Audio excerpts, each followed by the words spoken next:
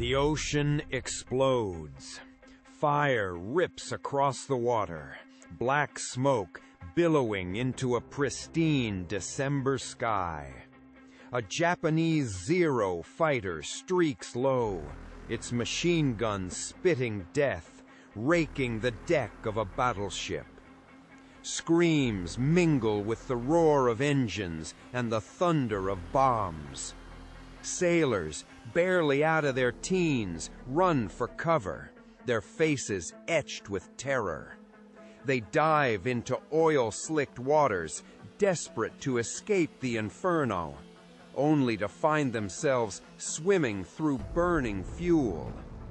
The date is December 7th, 1941, at Pearl Harbor, Hawaii.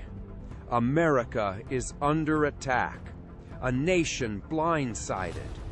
Yet, beneath the chaos, a meticulously constructed war machine, forged in fire and foresight, is already stirring. This brutal, sudden awakening throws the United States into a war of unimaginable scale. For years, Europe has bled, swallowed whole by the seemingly unstoppable German war machine. Now, the Pacific burns. America finds itself facing enemies on two fronts, its very survival hanging by a thread. But this story doesn't begin on that day of infamy. It starts 2 years earlier, in a quiet office in Washington, D.C., with an army that barely ranks among the world's fighting forces. An army that is, by one observer's chilling assessment, all bone and no muscle. A force so unprepared, its training exercises use wooden rifles and trucks with "tank" painted on their sides. September 1st, 1939. Hitler's panzers crash into Poland, and Europe plunges into its second global conflict in a generation. On that very day, thousands miles away, President Franklin D. Roosevelt makes a momentous, almost secret decision. He names General George C. Marshall as the new Chief of Staff of the United States Army. The choice stuns the military establishment. Marshall is not the obvious man. He's bypassed 33 more senior generals, men who have waited decades, who believe the position is theirs by right of service. But Roosevelt sees something others miss, an unwavering integrity, a man who speaks truth to power, a leader who refuses to play political games. Marshall steps into his new role and faces a stark, almost impossible reality. The United States Army, the defender of American democracy, ranks a pathetic 19th in the world, just behind Portugal. Its total strength barely scratches 190,000 men. The New York City Police Department boasts more officers than the entire U.S. Marine Corps. Equipment is vintage World War I. Most officers, senior colonels and generals, are in their late 50s and 60s, promoted through a rigid seniority system that values patience over ability. They are brilliant men, dedicated men, but they are trained for the last war. Static trench lines, cavalry charges, ponderous offensives. They do not understand blitzkrieg. Marshall understands the terrifying implications. He watches as Germany slices through Poland in 4 weeks. Tanks smash through lines, dive bombers rip apart supply columns, infantry can't keep pace. He watches as France, a power that held off Germany for 4 years in the Great War, collapses in a shocking 6 weeks. The British barely escape at Dunkirk, leaving behind a continent engulfed in chaos. Every doctrine, every tactic, every assumption held by America's senior officers is obsolete. The enemy has reinvented warfare, and Marshall knows, with a gut-wrenching certainty, that the army he inherited cannot fight this new kind of war. For years, Marshall has kept a mental ledger, perhaps even a physical black book. As an instructor at Fort Benning, he observed hundreds of young officers. He noted which ones thought creatively, which ones could handle pressure, which ones truly led men. He sees their potential, their understanding of modern maneuver, of combined arms. The problem is, these talented younger officers are stuck, often as captains or lieutenant colonels, waiting decades for promotion under a system that demands they outlive or outweight their superiors. The average age of a colonel in the U.S. Army is a staggering 57 years old. Marshall faces immense internal resistance. He knows these men, has served with them for years. They are his friends, his mentors. But he also knows that friendship and loyalty cannot win a war against a modern, mechanized enemy. In October 1939, just a month after taking command, he delivers a blunt assessment to his staff. The present general officers of the line are for the most part too old to command troops in battle under the terrific pressure of modern war. Most of them have their minds set in outmoded patterns and can't change. He is describing his own officer corps, the very men who will lead if America enters the fray. The sheer scale of the task is staggering. Marshall calculates America will need an army 10 times its current size, an army of millions of men, equipped and trained to fight an enemy that has demonstrated unprecedented speed and ferocity. And standing between him and that vision are hundreds of officers rooted in a bygone era. Their minds are set. They understand horse cavalry, not panzer divisions. They understand artillery barrages, not dive bomber assaults. The psychological pressure on Marshall is immense. He must destroy the old to build the new, risking the wrath of the entire military establishment. His plan is audacious, ruthless. He needs Congress to act, to eliminate the suffocating grip of the seniority system. He lobbies, he explains, he paints a grim picture of what will happen if America goes to war with its current leadership. The path is fraught with political peril. Veterans organizations cry foul. Senior generals feel personally attacked. The media questions his motives, accusing him of a purge. But Marshall stands firm. He isn't there to make friends. He is there to build an army that can win. In the spring of 1940, Germany launches its assault on France. The Wehrmacht smashes through the supposedly impassable Ardennes forest.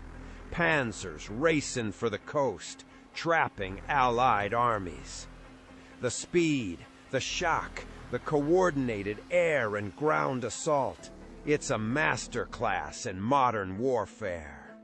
The world watches, horrified, as France falls in just 6 weeks. Suddenly, Congress pays close attention to Marshall's urgent warnings. The Second Supplemental Appropriation Act of 1940 passes, containing a seemingly technical yet profoundly revolutionary provision. Seniority is no longer the sole criterion for promotion. Marshall acts immediately. He establishes what becomes known as the Plucking Board, or Removal Board. 6 retired officers, led by his own predecessor, General Malin Craig, are given a simple, brutal task. Review the efficiency ratings of older officers, especially colonels in their 60s. Determine who possesses the physical vigor, the mental agility, the adaptability to withstand the rigors of modern combat command. Weed out those who cannot. Marshall's instructions are explicit. Critical times are upon us. Only today's performance matters. Past peacetime records are irrelevant. The board goes to work, their decisions shattering careers and breaking hearts. In the first 6 months, 195 officers are removed. Captains, majors, lieutenant colonels, and colonels. Men who have dedicated their lives to the Army suddenly find themselves forced into retirement or discharged. Ultimately, over 500 colonels and more than 1,000 officers in total are swept aside. Some are Marshall's friends, men he served alongside for decades. It doesn't matter. The Army needs leaders who can fight the war that is coming, not the war that has been fought. The criticism is fierce, a firestorm of protest. Service papers accuse Marshall of getting rid of all the brains of the Army. Veterans groups demand answers. Officers claim it's an unjust purge, a betrayal of dedicated soldiers. But Marshall remains impassive, his resolve unshakable. He does not respond to the outcry. He simply continues to remove officers he deems unfit for the brutal demands of the modern battlefield. The stakes are too high for sentimentality, for loyalty to a dying system. Yet, not everyone is cut. Colonel George S. Patton, 54 years old, and right in the perceived at-risk age category, remains. The board notes his boundless energy, his aggressive mindset, his tactical brilliance. Patton, a fiery, idiosyncratic leader, possesses the drive of a man half his age. The board recognizes that it isn't simply age that disqualifies an officer, but a lack of adaptability, an inability to learn new tactics, a mind set in concrete. Marshall is gambling everything on this purge. If he is wrong, if the officers he removes could have led, he will be remembered as the man who gutted the Army before its greatest test. If he is right, he will save thousands of American lives. There is no middle ground. By June 1941, the American Army swells to nearly 1 million men. The first peacetime draft in the nation's history brings in hundreds of thousands of recruits. National Guard units are federalized. Training camps sprout like mushrooms across the southern states. New divisions form every month. The expansion is staggering, a logistical miracle unfolding at breakneck speed. But quantity alone does not guarantee victory. Marshall has the soldiers. Now he needs to know if his officers, the ones who survived the purge and the younger ones now rising, can actually lead them in combat. Lieutenant General Leslie McNair, Marshall's Director of Training, proposes an answer: massive, realistic war games. Field exercises that simulate actual combat conditions, testing doctrines, equipment, and most critically, the officers themselves. They will be pushed to their limits, their leadership skills examined under intense pressure. See who can handle command. See who cracks. 3 major exercises are planned: Tennessee, Carolina, and the largest of them all, the Louisiana Maneuvers, set for September. The Louisiana Maneuvers are unprecedented. Nearly 500,000 troops converge on the swamps, pine forests, and dirt roads of Louisiana and East Texas. More soldiers than in the entire Army just 2 years earlier. 50,000 vehicles, a mix of wheeled trucks and tracked tanks, rumble across the landscape. 32,000 horses still serve, a testament to the lingering shadow of the old army. For 3 weeks, 2 massive armies will battle for control of the Mississippi River Valley. Marshall's directive to McNair is crystal clear: I want the mistakes made down in Louisiana, not over in Europe. And the only way to do this thing is to try it out. These maneuvers are unscripted, a radical departure from previous, predetermined exercises. Commanders are given full flexibility. Plan your operations, execute as you see fit. Umpires, often retired officers, will grade performance. The Army will learn from its mistakes. And Marshall, moving constantly between units, observes everything. He watches his officer corps operate under battlefield conditions for the very first time. He needs to see who can think on their feet, who can adapt to the fog of war, who can lead men against a truly dynamic, unpredictable enemy. Lieutenant General Ben Lear, a hard-nosed disciplinarian with a notorious temper, commands the Red Army, representing Kansas, Oklahoma, Texas, Missouri, and Kentucky. His troops may not love him, but he is undeniably competent. Opposing him is Lieutenant General Walter Kruger, commanding the Blue Army, representing Arkansas, Louisiana, Mississippi, Alabama, and Tennessee. Kruger, stern, demanding, but impeccably fair, is considered one of the Army's most perceptive officers. At 62, he's in superb physical condition and is among the first to grasp the revolutionary potential of armored warfare.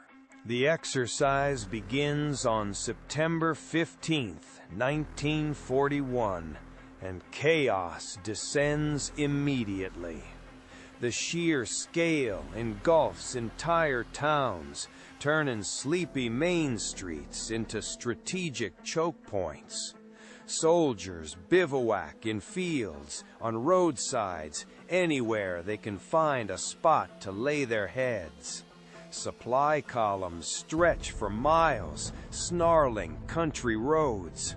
Communication systems, upgraded but still rudimentary, struggle under the immense load. Marshall has insisted that senior commanders stay close to the front, no commanding from comfortable, distant headquarters. He wants them to feel the pressure, the confusion, the immediacy of combat. Deep within Kruger's Blue Army, Colonel George Patton commands the 2nd Armored Division. His orders are to attack Shreveport, a key objective defended by Lear's Red forces. The Red Army has strong, prepared positions, anti-tank units dug in, a conventional assault promising heavy casualties and slow progress. Patton, however, is anything but conventional. He doesn't attack head-on. Instead, he launches his armored division on a massive flanking maneuver, an audacious 300-mile end run through East Texas, aiming to bypass the Red Army's defenses entirely. Patton's armored column roars across the landscape, a metal snake devouring miles. His tankers buy every last gallon of gasoline at every country service station in East Texas, desperate to keep their machines moving. His reconnaissance units, daring and aggressive, capture part of Barksdale Airfield, effectively knocking the Red Army's air support out of the exercise. Patton's tanks surge into Shreveport from the north, while infantry and cavalry units attack from the south, catching the Red Army in a devastating vice. On September 28th, with the climactic Battle of Shreveport about to begin, headquarters steps in. The exercise is halted. The Blue Army, led by Patton's audacious thrust, has completely routed the Red forces. The war game is over. Marshall and McNair are omnipresent during the maneuvers, moving between units, observing every decision, every mistake, every moment of brilliance. They take meticulous notes, logging which officers excel, who struggles, who shows innovation, who freezes under the terrifying pressure. Colonel Dwight D. Eisenhower, serving as Chief of Staff for Kruger's Third Army, draws their attention immediately. Eisenhower's planning is thorough, his execution precise, his coordination of operations across vast distances masterful. Journalists covering the exercises notice him too. CBS reporter Eric Severide comments that Eisenhower makes more sense than any of the rest of them. Drew Pearson, one of America's most prominent journalists, writes that Eisenhower conceived and directed the strategy that routed Lear's Second Army. Pearson notes Eisenhower possesses a steel-trap mind, plus unusual physical vigor. Under the old seniority system, Eisenhower, a lieutenant colonel, might have remained at that rank for another decade, waiting for promotions. But Marshall sees his genius. Lieutenant Colonel Omar Bradley also performs exceptionally well in Louisiana. Lieutenant Colonel Mark Clark, who masterfully planned the entire exercise using nothing more than a gas station roadmap, demonstrates tactical brilliance. Colonel Joseph Vinegar Joe Stilwell, known for executing a blitzkrieg-style attack with a flying column of tanks during earlier maneuvers in 1940, continues to impress. These are not the senior generals who dominated Army leadership just 2 years earlier. These are younger officers, many still colonels or lieutenant colonels, who instinctively grasp the principles of modern warfare. They understand that speed, maneuver, and combined arms operations are paramount. The Louisiana Maneuvers prove Marshall's Purge was not just necessary, but profoundly correct. The dead wood is gone. The officers who remain, and the younger leaders now rising through the ranks, can actually fight the war that is rapidly approaching.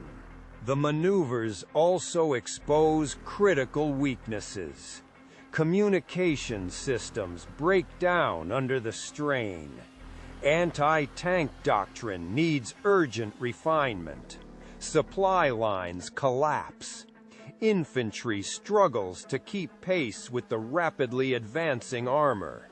Some cavalry units, still reliant on horses, see their mounts collapse from exhaustion, abandoned in the muddy fields. The exercises decisively prove that mechanized reconnaissance is vastly superior to horse cavalry.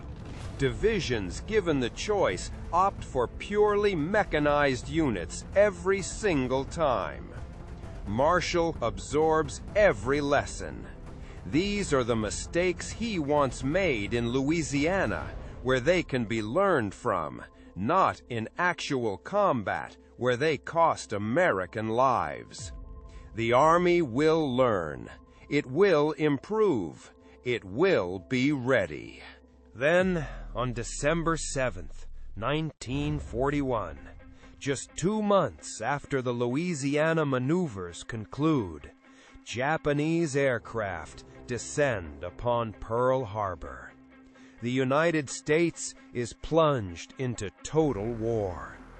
The army that Marshall has been meticulously building, the officers he has ruthlessly purged and painstakingly promoted, will now face the ultimate test on battlefields across the globe. What happens next is irrefutable proof of Marshall's foresight. Eisenhower, the lieutenant colonel who impressed Marshall so deeply in Louisiana, is promoted to brigadier general in October 1941, weeks after the maneuvers.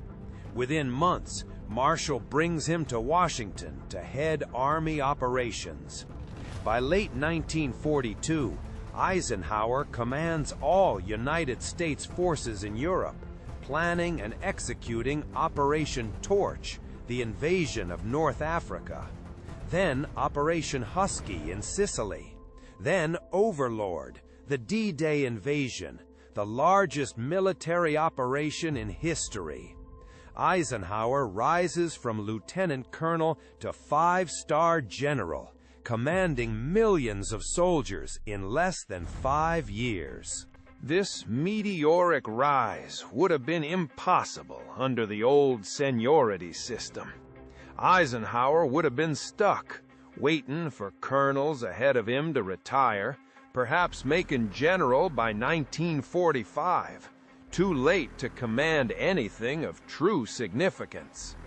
But Marshall's purge, his relentless focus on merit, opened the path. Ability matters now. Performance matters. Results matter. Omar Bradley goes from lieutenant colonel to field commander of American forces in Normandy. Patton, who survived the purge and excelled in Louisiana, commands the Third Army and becomes the general the Germans fear most. Vinegar Joe Stilwell commands Allied forces in Burma and China. Mark Clark commands the Fifth Army in Italy. All of them owe their positions, their very chance to lead, to Marshall's willingness to destroy the old system and promote based purely on merit. Less than 2 weeks after Pearl Harbor, Admiral Husband Kimmel and Lieutenant General Walter Short are relieved of their commands in the Pacific. They failed. Major General Frederick Martin, Short's air commander, also loses his post.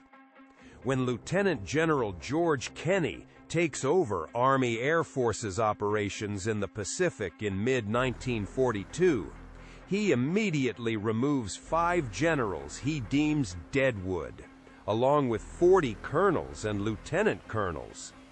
The Marshall system is now standard. If you cannot perform, you are gone. Marshall estimates he forced out at least 600 officers before America even entered World War II, and hundreds more followed during the war itself. The purge never stops. Every time an officer fails, Marshall replaces him. The Army's officer corps becomes ruthlessly merit-based, a temporary promotion system creating unlimited advancement for those who deliver results and swift dismissal for those who cannot. Critics may accuse Marshall of being harsh, even brutal, but the numbers tell the undeniable story. When Marshall became Chief of Staff in 1939, the United States Army numbered 190,000 soldiers. By 1945, it boasts 8.3 million. That army, forged in Marshall's vision, conquers Nazi Germany and Imperial Japan simultaneously. It fights across North Africa, Italy, France, Belgium, Germany, the Philippines, and dozens of Pacific islands. It wins because it has leaders who can adapt, innovate, and execute under unimaginable pressure. Leaders Marshall had identified, promoted, and empowered. At the war's close, the British Chiefs of Staff declare Marshall architect and builder of the finest and most powerful army in American history. Winston Churchill calls him the organizer of victory. President Harry Truman simply states, Marshall was the man who won the war. Marshall's purge worked. It was not merely about removing incompetent officers, though he did. It was not merely about promoting brilliant ones, though he did. It worked because Marshall understood a fundamental truth about warfare. The tools change, the tactics evolve, the technology advances. An army that refuses to adapt dies. An officer corps that values seniority over ability loses. Germany proved this in 1939 and 1940 with its revolutionary blitzkrieg, reinventing warfare with speed, shock, and combined arms. The old methods simply did not work anymore.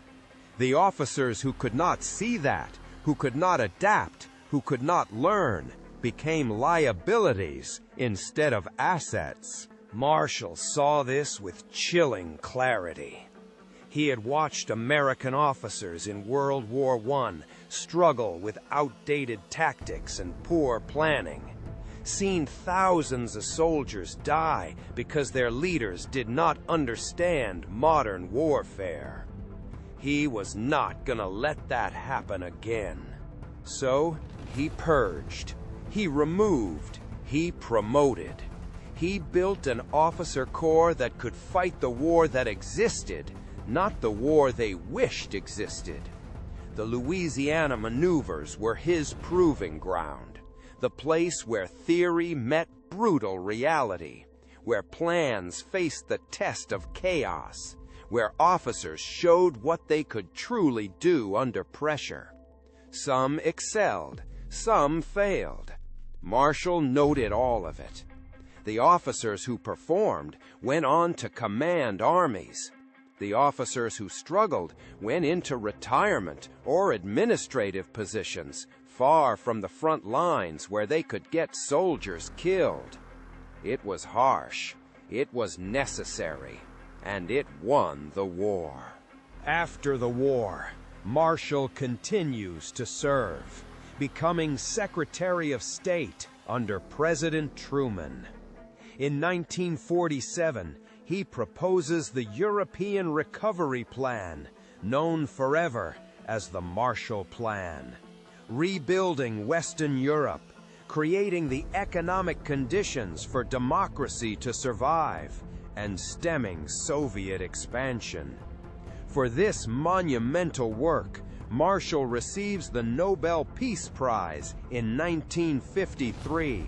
The only Army general ever to receive that honor. But Marshall's greatest legacy isn't just the Marshall Plan. It is the Marshall System.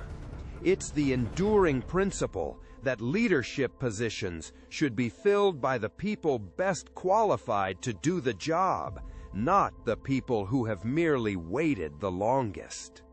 That ability matters more than seniority. That results matter more than time and service.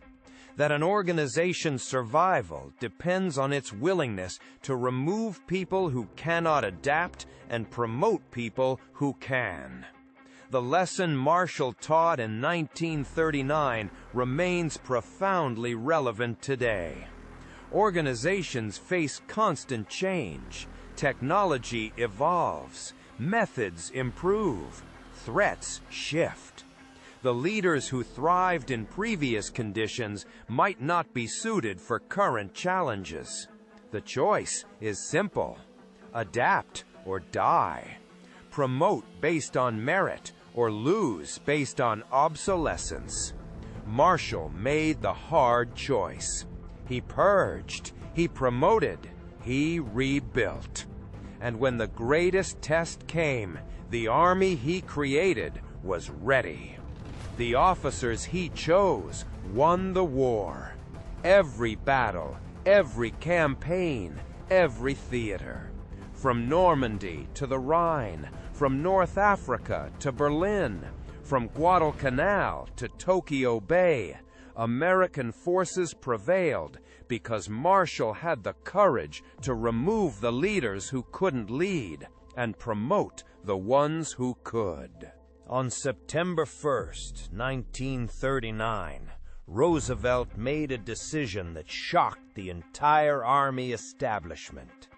He picked an officer 33 ranks down the seniority list, an officer who had never commanded troops in combat, an officer whom most people had never even heard of. Roosevelt picked George Marshall. And Marshall spent the next 6 years proving that merit matters more than seniority, that ability matters more than credentials, and that an organization's willingness to change determines whether it survives or dies. Marshall's purge saved the American Army. It created the officer corps that won World War II. It established principles that still guide military leadership today. And it proved that sometimes the most important decision a leader can make is deciding who shouldn't lead anymore.